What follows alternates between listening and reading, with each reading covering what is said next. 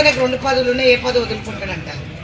మరి మనకు పెడుతుండక్క చెక్కు, సరే నో ప్రాబ్లం, ఇవ్వద్దని చెప్పు. పార్టీలు ఇవ్వకండి, గవర్నమెంట్ ఇవ్వకండి. మరి 2 పదవులు ఒక అన్న అనుభవించినప్పుడు మరి ఈరోజు పీసీసీ వదిలేసి ముఖ్యమంత్రి వారిలో ఒకటే పదవులు ఉన్నారు కదా. మరి మహేష్ అన్నను ఒకటి త్యాగం చేసి ఏ మహిళకన్నా ఇవ్వమని చెప్పండి.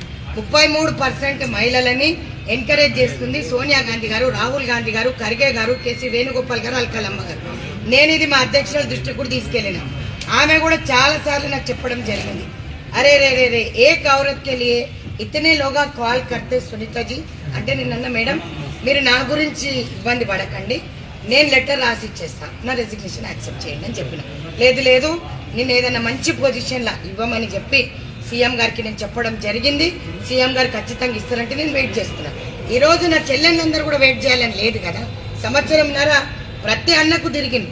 డీసీసీ లెటర్లు కావాలన్నది ఇచ్చినాం, కంటెస్టెడ్